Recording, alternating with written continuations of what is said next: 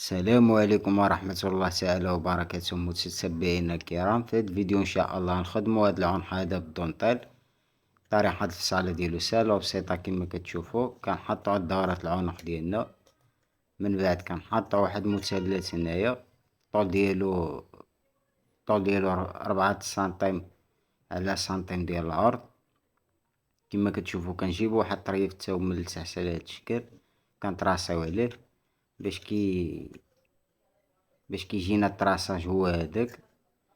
كنحطوه على هاد الشكل. الطريقة راه ساهلة وبسيطة، متنساوش الاخوان واحد جيم كومونتير واشتراك وبارطاجي اللي كيستفيد الجميع. ولا عندكم شي سؤال الاخوان كتبوا لنا في التعاليق، راه كنقرا جميع التعاليق، كنجاوب جميع التعاليق. من بعد ما حطينا طريف التاو ديالنا على هاد الشكل، كنجيبو الضوبة ديالنا وجا عند الوجه، كنعملو واحد الخياطة هنايا، حاولوا تشبروا على حد السباطة على هاد الشكل هذا.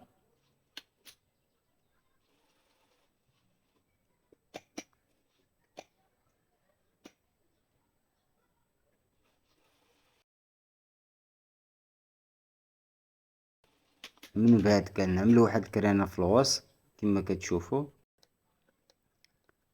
كنقلبو العنق ديالنا. الطريقة راه ساهلة وبسيطة على هاد الشكل هذا.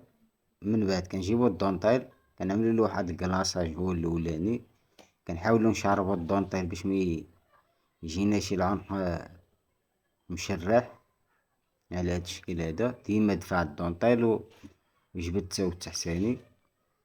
اللي كنوصلو لهاد الفتيحة د الوسط كنحاولو نخليو الضوبة ديالنا على الراحة ديالها كما كتشوفو. كندورو مع العنق كامل.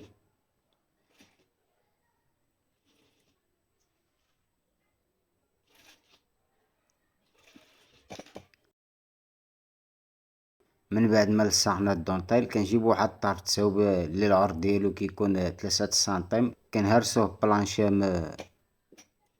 نص سنتيم نص سنتيم من الجهة كما كتشوفو على هاد الشكل. كنحاولو ندورو مع العنق ديالنا بهاد الطرف البيي.